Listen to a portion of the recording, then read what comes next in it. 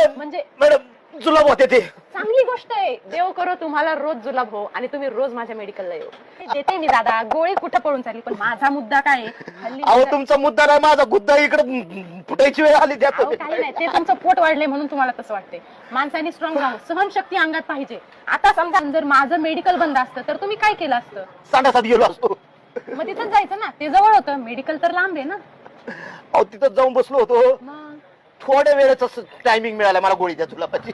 अहो, गोळ्या खाणं अजिबात चांगलं नसतं. गोळ्या खाणं म्हणजे शरीराला खूप हानिकारक आहे. माझं मेडिकल आहे तरी मी सांगतेय, गोळ्या खाऊ नका तुम्ही. गोळ्या खाऊ नका मग काय बुचन बसवता का मला खाली? आता काय करू? नाही, नाही. अयो अयो अयो.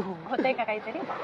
ले म्हणजे अहो, सहनशक्ती वाढते तुमची. सहनशक्ती वाढवणं गरजेचं आहे. सहनशक्ती फुटल्यावर कळून तुम्हाला काउंटर ओढून जाईल तुमचं. मला गोळी द्या. तुम्ही तसे स्ट्रॉंग आहे, लहान थोडी आहे तुम्ही असं करायला. गोळी मी तुम्हाला देणारच आहे, पण आधी काही महत्वाच्या गोष्टी पण तुम्हाला कळायला पाहिजे. हा.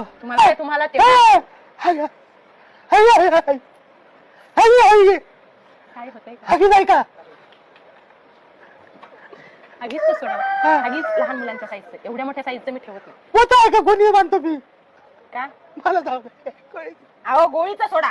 महत्वाचं सहनशक्ती महत्वाची. हागीजवर येत आहे, गोळीवर येत आहे, काय चाललंय? पोत्याचं दुकान दिसतंय का? मूर्ख बाई! तुम्ही गोळी नको, तुम्ही विचारा नको, मी जातो.